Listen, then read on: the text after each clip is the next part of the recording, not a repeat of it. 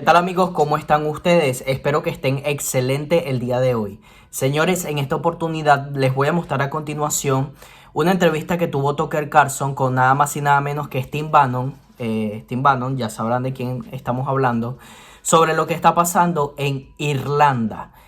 Recuerden, señores, que hace unos días Irlanda tuvo una noticia sobre unos extranjeros que tuvo un percance con unos niños que lastimosamente los eliminó, y el Parlamento de Irlanda quiere suprimir la libertad de expresión, quiere suprimir todo lo que tiene que ver con el discurso de odio, porque supuestamente eso tuvo que ver con lo que hizo el sujeto. Ahora, miren esto, señores, que es bastante importante. Conor McGregor, el boxeador bastante famoso, que ya me imagino que lo conocerán, dice: si no actúas pronto con su plan de acción para garantizar la seguridad de Irlanda, yo lo haré. No vamos a perder más mujeres y niños a manos de personas enfermas y retorcidas, que para empezar ni siquiera deberían estar en Irlanda. Benny Johnson ha publicado lo siguiente: justo a tiempo, Conor McGregor está siendo investigado por la policía irlandesa por discursos de odio en línea, después de que habló en contra de que un migrante apuñalara a niños en Dublín. Resulta, señores, que Conor McGregor está siendo investigado por discurso de odio. Tucker Carlson afirma que los irlandeses están siendo reemplazados por el tercer mundo tras los disturbios de Dublín. El comentarista conservador Tucker Carlson ha afirmado que el gobierno irlandés está tratando de reemplazar a los irlandeses con personas de países del tercer mundo, tras los disturbios del jueves en Dublín. Hasta la fecha, más de 30 personas han sido arrestadas tras los disturbios que se produjeron por el apuñalamiento de 3 niños y un trabajador de la guardería por parte de un ciudadano irlandés nacido en Argelia, que había vivido en el país durante más de 2 décadas. Sí, señores, este es el episodio 41 que ha subido Tucker Carlson en la plataforma X, y dice lo siguiente: Dublín en llamas. Lo que está sucediendo en Irlanda sucederá aquí a gran escala. Steve Bannon lo explica al 100% de lo que está pasando en este país y que se puede extender hacia los Estados Unidos. Te pido que permanezcas hasta el final del video, de esta entrevista, que le tomes mucha atención a lo que va a decir Tucker Carlson a continuación, y te invito, me gustaría que compartamos este video en las redes sociales para que las personas puedan entender lo que está sucediendo en dicho país, que puede extenderse hacia los Estados Unidos. Miren esto. Several days ago, a man in his 50s, for reasons that are still not clear, stabbed 5 people outside a school in Dublin, Ireland, including 3 children. And then almost immediately after, parts of that city erupted into rioting. What exactly is going on here? Well, the Washington Post stepped in helpfully to explain. And here's the tweet the Washington Post sent out. Quote, online rumors claimed the perpetrator of a stabbing attack was an immigrant. The BBC found that the man was an Irish citizen who had lived in the country for 20 years. Police blamed, quote, a lunatic faction driven by far-right ideology for the riot in Dublin. That was the Washington Post's explanation. But actually, the man was an immigrant. He was from Algeria, and as it turns out, he's been living in Ireland for 23 years at public expense. He has never had a job. And then last week, unaccountably, he stabbed children. Well, many people in Ireland are absolutely sick of this. It's happening by design. That country has been completely transformed by immigration. It's not the Ireland you remember at all.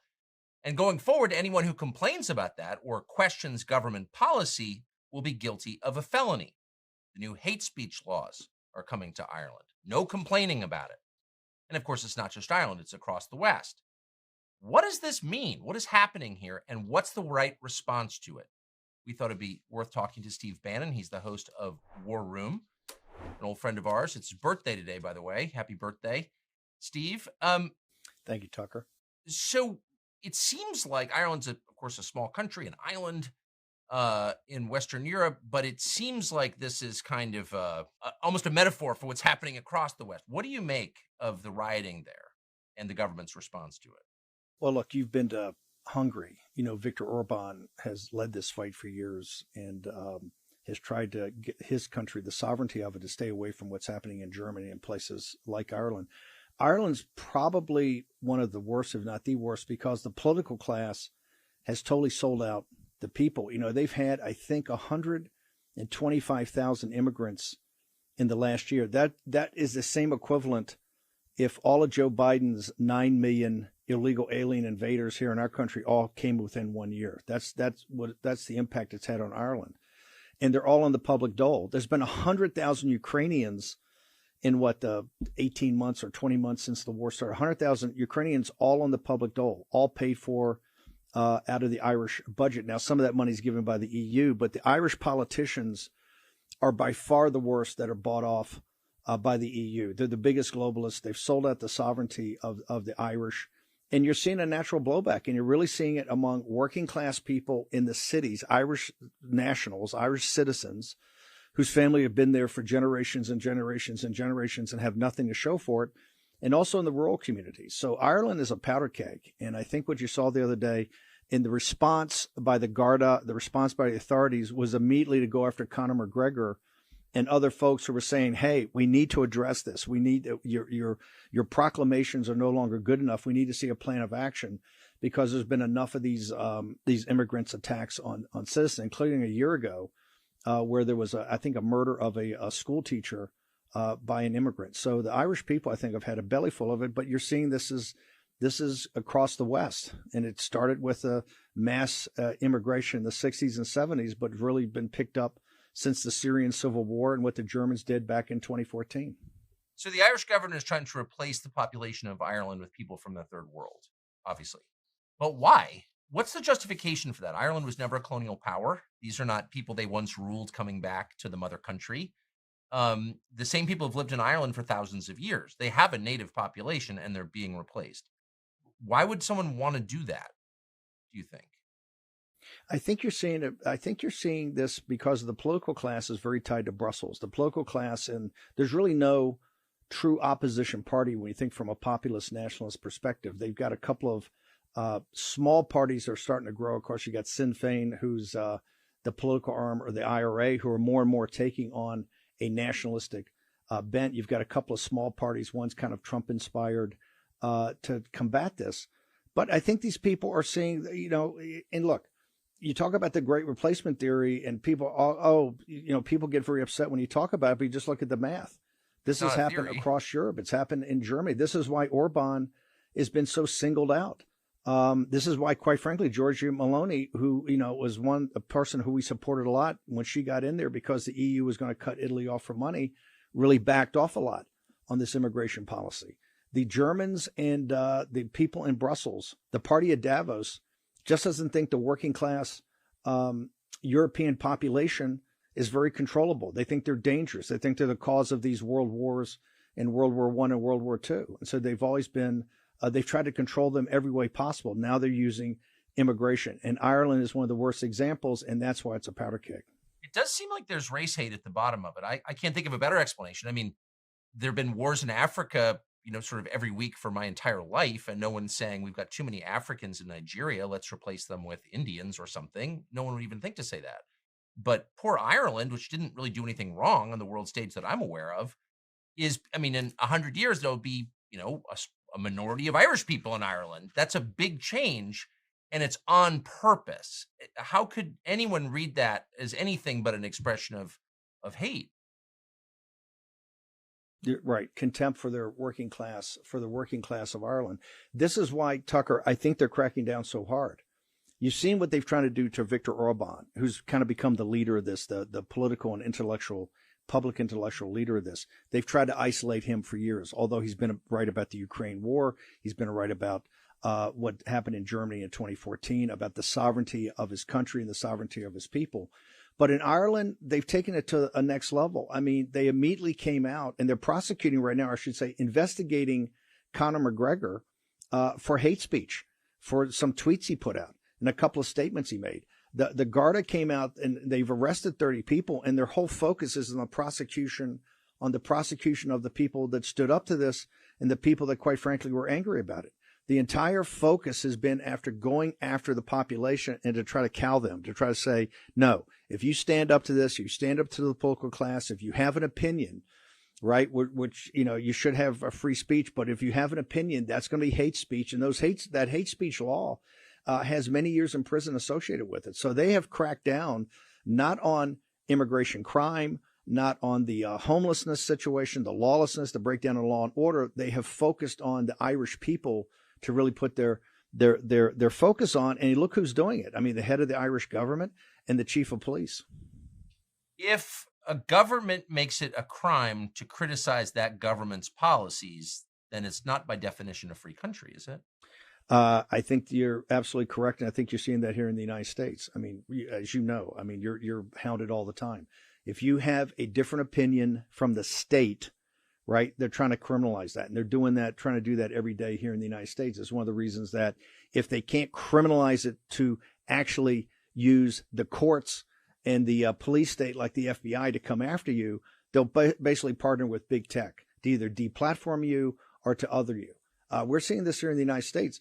And this is just about the situation of the problem. Think about the solution. I keep telling people, hey, think downrange to 2025. If we're able to win and close on that win, think of the issues we have to deal with, not just in the budget, but with the deportations. I mean, we have 9 million or 8 or 9 million here today just on Biden's watch. Center for Immigration Studies says we're going to have another 6 million by the time we get to the election next year. That's 14 or 15 million. I think illegal alien invaders are coming because they've gamed the asylum system. My belief is those people have to go home. They have to be returned. They have to leave our country, or we're not going to have a country. You're going to see hate speech law. You're going to see, I mean, even the discussion about this over the last couple of weeks with the people at Project 2025 and Stephen Miller and others have all of a sudden got the media saying, oh, we're setting up concentration camps.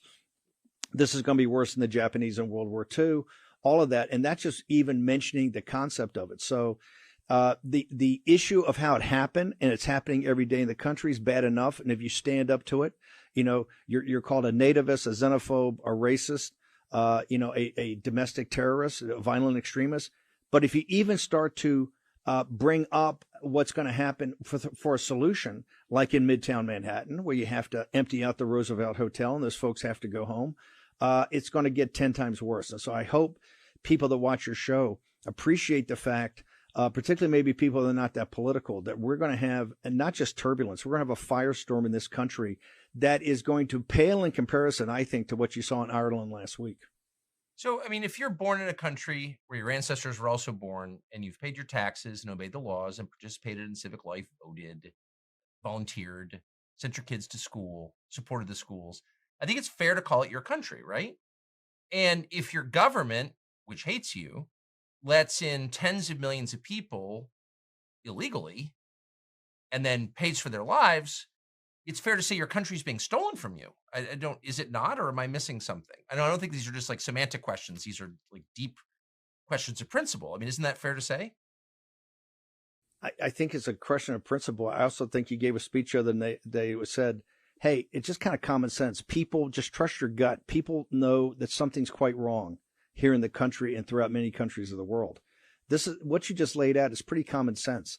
If your family's been here for many generations, you've helped to build the civic society, the underpinnings of this society, by just being a good householder, by being a good citizen. If you've served this country, if you've paid the taxes, you have a stake in the country. You have something here. And obviously with, you know, Ann Coulter thinks, you know, she estimates there's 40 to 50 million illegal aliens here. We know there's 9 or 10 just on Biden's watch. If you just even talk about the mathematics of that, they come after you for a great replacement theory. What's obvious, just common sense of what's going on. You just look around, and you look around in the great cities of the United States right now. I mean, Chicago is basically uninhabitable. New York City, Midtown, is virtually uninhabitable in many areas. San Diego Airport was taken over this weekend by, 400 or 500 illegal aliens who were here, who kind of came in an asylum, but nobody, you know, people are now, blue states are shifting them around, are paying millions of dollars to send them from Chicago to other places. It's obvious what's out there. The issue is who has the courage to step forward and say, okay, we have to have a program to stop this immediately. And we also have to have another program to basically get these people out of the country. We don't have a sovereign country. Even someone as powerful as you, at the time on, I would argue, the most powerful news network, were attacked viciously. And one of the reasons you were attacked is that to come after you and to say, hey, we can even get a Tucker Carlson if he brings this topic up and try to other him, that gets everybody else quiet. It puts fear in people. They don't want to talk about it at work. They're quite they're very concerned about talking about it on the campaign trail, in the halls of Congress. You look at this right now on the Ukrainian deal to get another $80 million for the money laundering operation in Ukraine. The Republican Senate's going to do a couple of cosmetic things on the asylum program just to try to sell it to the American people. There's no talk at all about really sealing the border right now. There's no talk about moving the House of Representatives down to McAllen, Texas, and you hold the House of Representatives there until the border's sealed, till the Rio Grande Valley's safe. Anytime it's brought up, it's considered a mortal sin to the globalist, to the uniparty. And they're going to make it only, this is one thing, and I'm sure I want to emphasize, this is only going to get worse. It is not going to get better. The Center on Immigration Studies says that we will have another 4 to 6 million illegal alien invaders under this gamed asylum law here before Election Day of next year. And already we know this is costing us $500 billion of money we don't have, and money, quite frankly, is not budgeted. That's why Eric Adams in New York, a sanctuary city, he wants a $5 billion bailout. And because the Republicans and the MAGA are saying, no chance. You're a sanctuary city. You asked for this. You got it. You got to pay for it. The police department there's going to be cut by 20%. The education in New York is going to be cut by $1 billion. So this is getting to be a national crisis, but still you get demonized if you even bring it up. And this is what you're seeing in Ireland. I think the tension among working class people, when nobody represents them, nobody can talk about it. And even people like Conor McGregor that come out are immediately prosecuted or investigated, at least, for hate speech. I feel like I'm a pretty balanced person emotionally, and maybe I'm flattering myself, but I don't think I'm a radical or not. But look at what's going on. They're telling American citizens who were born here, have an abortion, go ahead, and end your life with euthanasia, make sure your kids are trans. They're basically doing everything they can discourage people from leading longer lives and having more kids. Here's some fentanyl, here's some SSRIs. And then they're telling the rest of the third world to move here. I mean, what's the message of that? I mean, the message seems really clear. Am I missing something? Why wouldn't people start to get very radical once they figure this out? And it's not hard to figure out. I think it's very clear, and also the scale of it. On D-Day in 1944, there was 150,000 men that hit the beach that day, right? And that's looked at as the biggest military movement in American history, 150,000 men. We have almost 2 times that every month coming across the border. We have equivalent of 35 combat divisions, combat division being about 10,000 men. The scale of this is incredible, and there's no discussion about it. And obviously, they make everything, just like every Maoist revolution or every Marxist revolution, focus on breaking the nuclear family, and to make sure in this country, quite frankly, that people can't reproduce with anything like the replacement population, the number 2.1%. Or 2.1 children per family.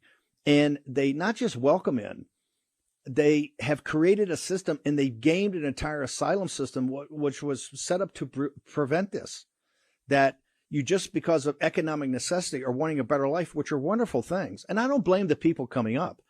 If I was down in that situation, I would too, but that's not what our asylum system and immigration system was supposed to do. They purposely went and gamed that system, not just to make it easy as possible, but then to fully finance it. And if you look at the situation we are economically, Tucker, we passed $33 trillion of debt on 18 September, on the morning of the 18th of September. Right now, we're basically 60 days away from that. We're at $33.8 trillion. We will pass $34 trillion, I estimate, on the 28th of December. 100 days after hitting 33, we'll pass $34 trillion. We are beyond broke. We are technically a bankruptcy right now. And we're doing this all in foreign money and just fiat currency that is created. And you see, look at Argentina. Argentina is the example of what's going to happen here in the United States. And yet we're letting in, 10 to 15 million new additional illegal alien invaders. And the corporate class wants it because they want to drive down wages at the lowest possible level. And quite frankly, they want bigger markets. They want more consumers. And so this situation is going to cause a political revolution in this country.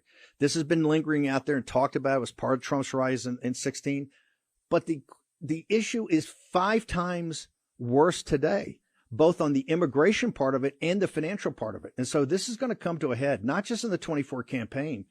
People in your audience, and particularly those under 35 years old, you're a Russian serf. You don't own anything, and you're not going to own anything. And the financial situation of this country is only going to get worse. And the confrontation with the invasion of this nation by illegal aliens, exacerbated by radicals and globalists, is going to be, if you think the protest they've got outside of Columbus Circle today is bad, you haven't seen anything yet. 2025 and beyond, and for years, there's no magic wand that you're going to sit there and this is going to go away. People have to understand this is like Damocles' sword over the head of this nation. And it's going to take us at least a decade of tough decisions, tough people, tough but fair people to sort this out.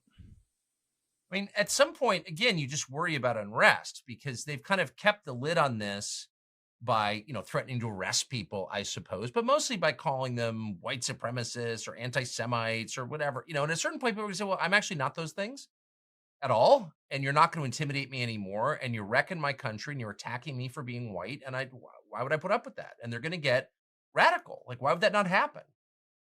I think that also, it's also a class thing. This is why I think you see many Hispanic men and many African-American men now coming to the MAGA movement or the America First movement.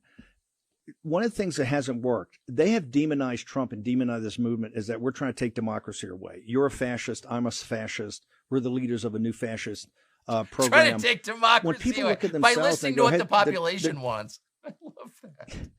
Sorry, excuse me. When people look at it, they say, hey, I'm not a bad person. And I'm not asking for something that's terribly aggressive. I just want my community to be my community. I don't want to be flooded with illegal aliens that are taking jobs, causing crime, adding to homelessness. And quite frankly, we can't pay for them. We can't pay for their education. We can't pay for their health care. We can't pay for their housing. We can't pay for the stipend and the phones. We can't do it.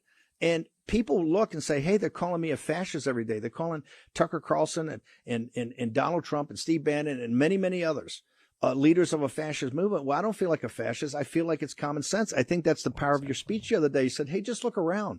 Just trust your gut. Just look around and see. Something feels very wrong, feels very different in America. And if you even go back a few years ago to the debates we used to have in Obama's first term, they almost seem kind of naive.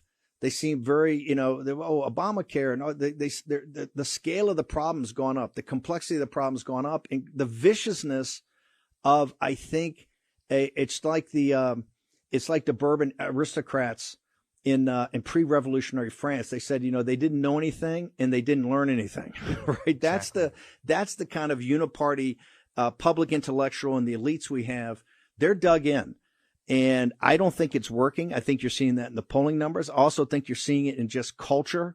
There's a change of people coming to our side, say, yes, we should put America first. And it's importantly, we should put American citizens first. And I think that's the big tectonic plate shift we're seeing. But man, it's going to be quite a fight for the next, 5 or 10 years. It's going to take that long to work through this. Last question. You've mentioned Conor McGregor a couple of times. So he's, of course, the MMA fighter. He's been very vocal on social media about what's happening in Ireland, and he seems to be alluding to his getting into politics, taking over Ireland. How would you assess that? What do you think of him and what he's saying? I think I'd call him, I put it up on social media. I think he's an Irish patriot. Look, he's got some rough edges. I'm Irish, right? He's got some rough edges, but I think people in times of turmoil look to people who are fighters. I think it was Churchill that said courage is the most important of all the virtues because it's on virtue that it's on courage that all the other virtues rest. I think you're seeing, he didn't have to do this. By being so vocal, he put himself out there as a target, just like you. Once you're out there, if you step forward and say, hey, this is not right, this is what we have to do, we have to think about the country and we have to think about the country's citizens first, all of a sudden you're a target. He could have a great life. He's launching pubs. He's an internationally known guy. It's like Trump. You could go do other things. You don't need this. He's doing this, I think, for his great love of Ireland and the Irish people. And like I said, he's got some rough edges. But remember, in what I call a fourth turning in turbulent times, you're going to have the Donald Trumps of the world step forward. You're going to have the Conor McGregors. Those are the people that are going to come through in times of turmoil. These are not era where people that have worked in the state legislature and just punched all their tickets are really, I think, what people are looking for. They're looking for people that are courageous, and we'll have to see Conor McGregor. Look, they're going to come after Conor McGregor. I mean, hard. They're going to do the hate speech thing. I think they're also going to limit the ability of people to go in Ireland like they've tried to do in England, because I think the political class there is petrified about some new party coming up that's more populist nationalist. We've seen it in you've seen it all over the world. You've gone and interviewed people from Spain to Brazil to Argentina. It's interesting that the biggest lid they put on this is in Great Britain and in Ireland. Remember, the Tories are worse. The Tories are 10 times worse than establishment Republicans. You still don't have, even with Nigel, you still don't have a populist nationalist party that's really risen as an alternative. And in Ireland, they will do that. Corrupt political class will do anything Brussels wants, anything Davos wants, to make sure that there's no chance for that party to come up. And the first thing they'll do, they'll attack national figures like Conor McGregor that say, hey, we got to really start putting the Irish people first. Yeah. They hate themselves so much. It's just remarkable to watch it. Steve Bannon, again, happy birthday. Thanks a lot for doing this. It's great to see you. Thanks, brother. Thanks for having me on. Love the show. Thank you.